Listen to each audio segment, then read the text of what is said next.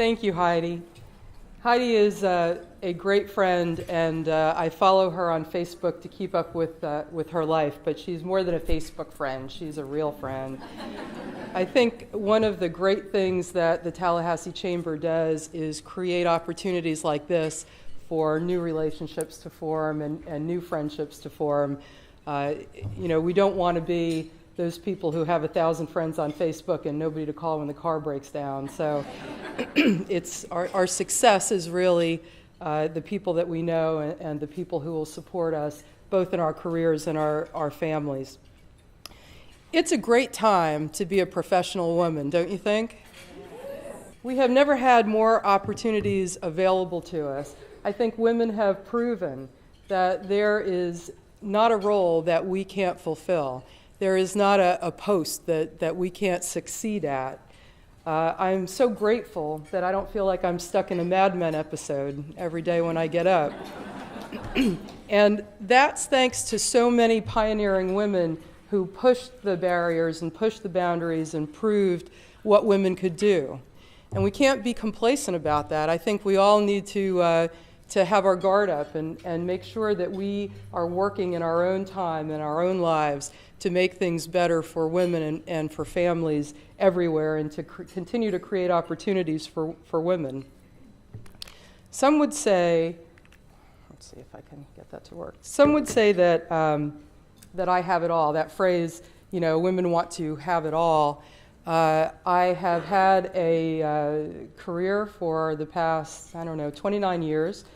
I started in state government, as Heidi said. I was the communication director for 4 government agencies, and for the past 15 years, I've had the privilege of building Ron Sachs Communications and now Sachs Media Group with Ron and the great team that we have there.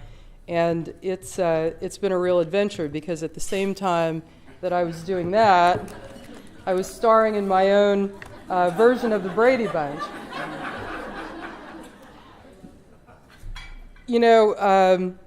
To give you just a little bit about my credentials to speak about work-life balance, I first became a working mother when I was 24 and adopted my first child, my daughter, who was 5 at the time. And then my son, who's here today, was born 4 years later, and I experienced the exquisite pain of leaving an infant to go back to work, which is like leaving your heart in somebody else's care. And then I was divorced and was a single mom in the workplace for the next 5 years, and then met my husband, Matt Ubben, who was widowed with a 2-year-old and a 4-year-old. And we put that family together and instantly became a family of 4, and then had 2 more children together. So that's how we became the Brady Bunch.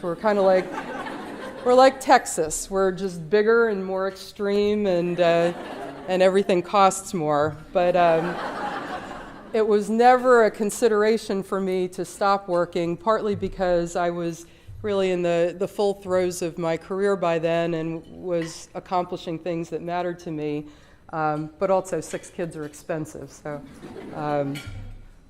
in preparing for this speech, I read a lot of material, and I looked at what a lot of other women had to say, and saw a very interesting video of Pat Schroeder, a congresswoman from Colorado, who really accomplished a lot for women. When she showed up in Congress in 1972, they tried to swear in her husband. But she said in that interview that she didn't realize that what she had been working for all those years was the right for women to hold 2 full-time jobs. And it does seem that a lot of the time. Just the fact that we can do anything doesn't mean that we want to do everything.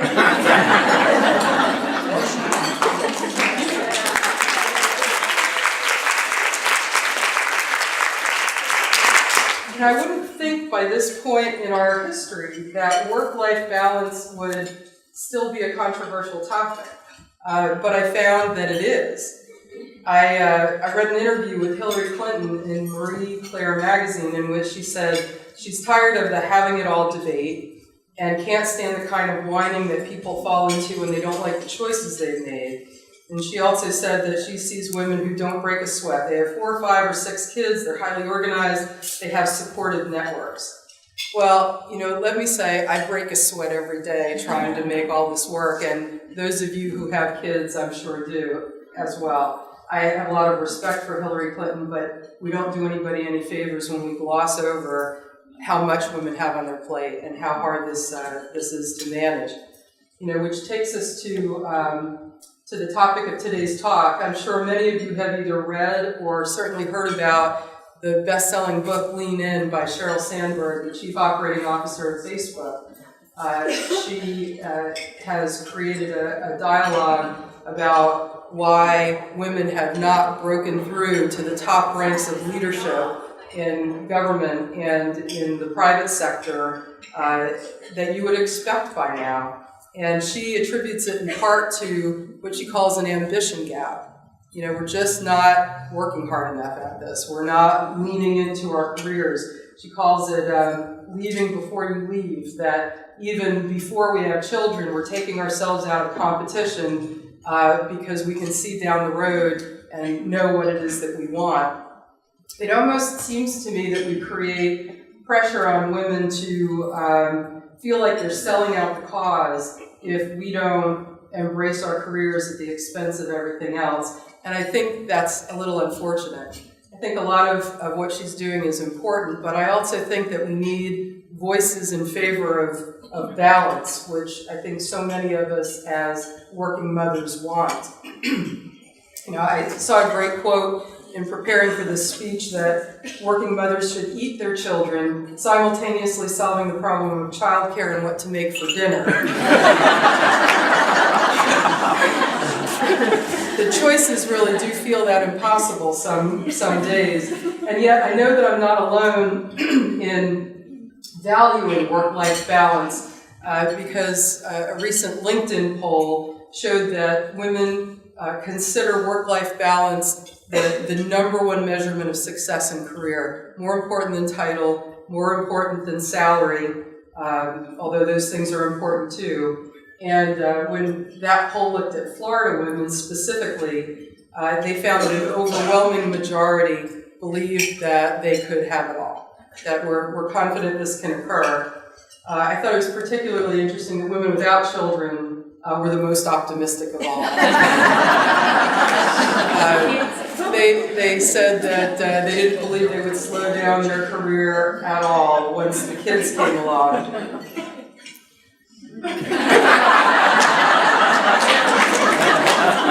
I'll tell you a little story. The first week that I went back to work full-time after my daughter Grace was born, we had a client group flying in from out of state.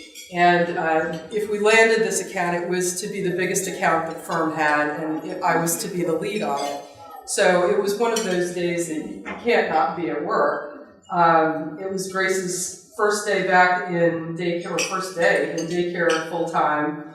And she woke up that morning with sniffles, but no fever, nothing serious, nothing that caused me any alarm. I took her to Creative Preschool. How many Creative Preschool fans do we have down here? And went and focused on our very important meeting. And by the middle of the day, I got a call from preschool that she was running a fever and I needed to come get her. So I ran and got Grace. I brought her to my mom's house. And thank God for my mom, because there were so many things that wouldn't have worked for the last 29 years without her. Went back for my afternoon of meetings, and of course my mind was a little bit on the baby. And as soon as I could, I ran home to find my mom in a rocking chair, rocking her, and said, "You better take her to the doctor. She seems listless today." So I start panicking. We go to urgent care, Capital Health Plan, and they gave her 3 breathing treatments before they were satisfied that her breathing was where it should be. And I overheard a nurse in the hallway say, "That's one sick little girl." And they diagnosed pneumonia that night. So that quickly, that's how that happened, and I stayed by her crib that night and listened to her breathing.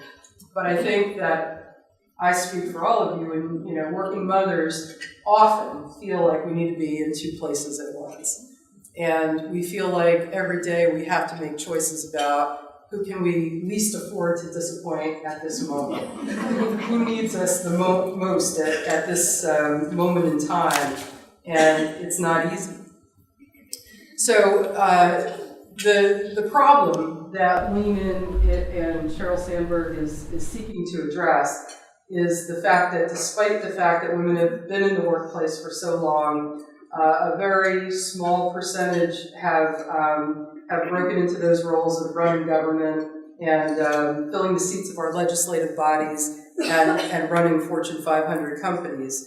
And part of this is apparently due to what some have called a motherhood penalty, because when you look at mothers versus fathers, mothers are less likely to get hired, they're less likely to get promoted, and it's not really a male-female thing, because there's data to show that women without children compete favorably against men. They're more likely to get hired in this tough economy. Women did very well if they didn't have the hindrance of children.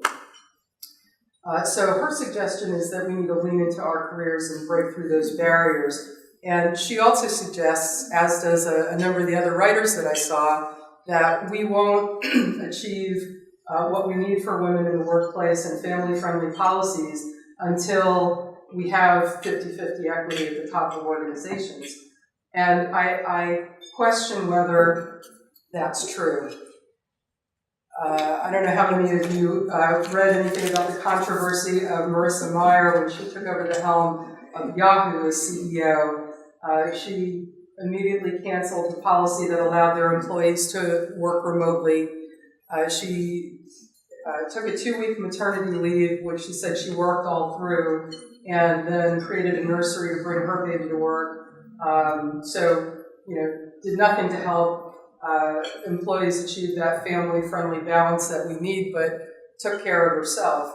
I want to say that if it hadn't been for Ron's willingness to have flexible policies and hire, my dear colleague Marcia Copy to cover for me when I was on maternity leave with our youngest son, and see me run out the door for every school play and soccer game and orthodontist appointment, I could not have achieved the balance that I have in my life.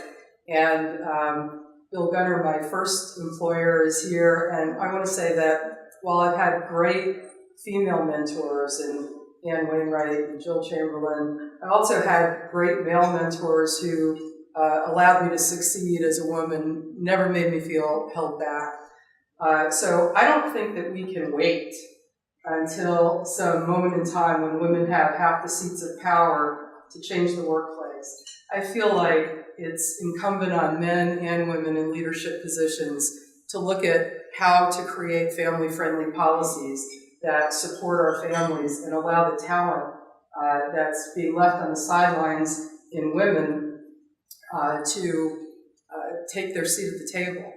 I believe that these changes will be led by small businesses where more than 50% of Americans work. I think the transformation will occur on Main Street, not Wall Street, and it'll begin with the people in this room. I was interested and kind of scared to see the Time magazine cover recently that talked about the fastest growing demographic in our country is child-free couples. It's not childless, which suggests that they want children. It's child-free. They're choosing to be free from children. The U.S. birth rate is at the lowest point in U.S. history, even lower than the Great Depression. 1 in 5 Americans are finishing their childbearing years without kids, compared to 1 in 10 in the 1970s. I think a growing number of women are figuring out that work-life balance is difficult business, and we don't do enough to support that. According to a Pew Research Center study, 40% of working mothers say they always feel rushed. That's compared to 25% of working fathers or the general population. So who reaches the top? It's interesting that every male Supreme Court justice has a family, and yet 2 of the 3 female Supreme Court justices are single with no children, and the third began her career as a judge when her youngest child was grown. Condoleezza Rice, our first national security advisor, is also the only one not to have a family. In contrast, many women at the top of power find that the pressures are too great to sustain it for too long. Michelle Flournoy stepped down as Undersecretary of Defense after 3 years. Karen Hughes left her post with George W. Bush after a year and a half, and Mary Madeline left after 2 years with Bush Cheney. In a very thoughtful piece, and by the way, on our website I prepared a reading list. If you'd like to read more about any of these topics or read the supporting background, I have links to all of them, and you can read them for yourself. But in what was really a great piece in Atlantic Magazine about a year ago, Anne Marie Slaughter wrote a piece called "Why Women Still Can't Have It All." She left her dream job in the State Department to return to Princeton to be a professor, a job that gave her more flexibility. And she did it because one of her teenage sons was unraveling, and she felt the need as a mother to be closer to him and to get his life on track. And that's despite having a very supportive husband who was raising those kids kind of single-handedly during the week while she was gone. You know, the point is that we don't just need flexibility for I'm running out of time? No, I'm fine. Thank you. We don't just need flexibility while our kids are in diapers. Teenagers need as much time, sometimes more time than toddlers, and life is often unpredictable. You may think you can perfectly plan and have your children together and get that early childhood time done so you can lean into your career, only to find an unexpected baby comes along later in life, or a child with a disability, or a parent with early onset Alzheimer's. You saw in my Brady Bunch grid earlier my mother's phase, and she was there because Matt and I could not have made our careers work all this time if she hadn't been a part of our lives and watched the kids so many of the times that they were sick, and been a volunteer at school and just been an extension of us. But she's got memory loss now, and I need to be there for her. So our equations continue to change as women, and without flexibility, we can't make it work. Oh, come on, clicker. Christian, you might have to help me. Exactly. You got it. You got it. Oh, good. Okay, so I don't want to be all doom and gloom, because I do feel like I have everything that I wanted in life. When I had the chance to put together a big family, that was a childhood dream, to have a big family and to have a career that's fulfilling, where I feel like I've accomplished a lot. So I think there are some specific takeaways that really make it work. First, I think it's important that you decide what's important to you. You decide what you want. For me, eating dinner together at night was really important to me. And so one piece of advice I'll leave you with is invest in a crock pot. Best thing you can do. But choose your career carefully and know what the trade-offs are. I have a job that lets me work from home when I have a sick child.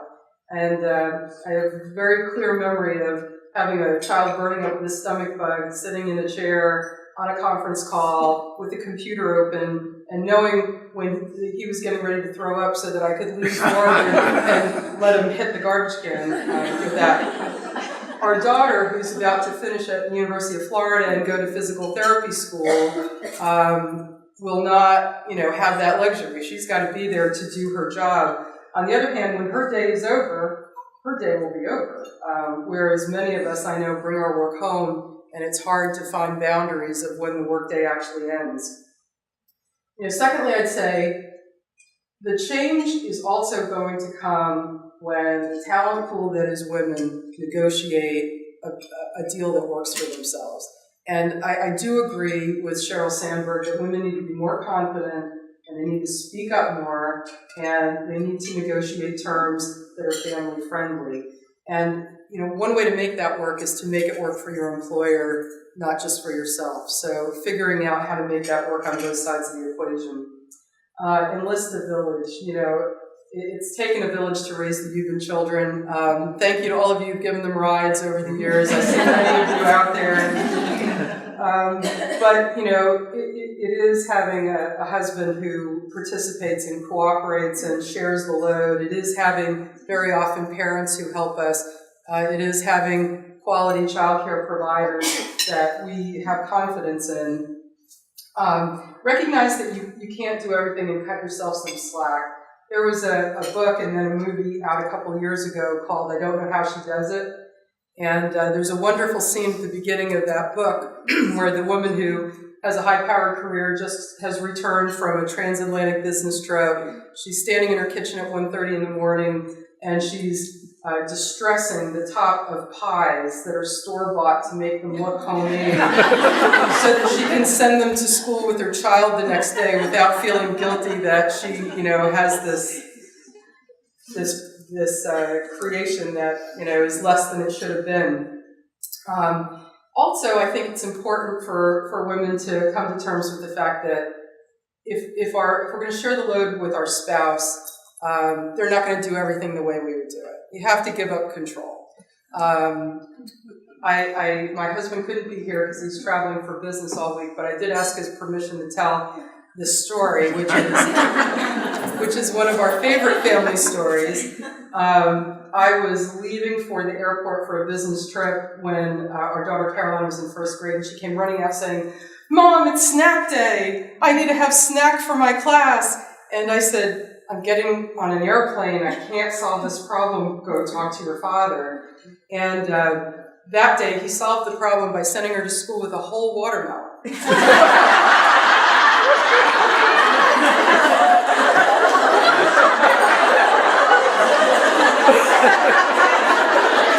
So, at the end of the day, the teacher, and you have to know that Caroline was a very eager to please child, the teacher pulled her aside and said, "Tell your parents not ever to send a watermelon to school again." Matt said I had to tell you that he grew up in Panama, where this is not uncommon.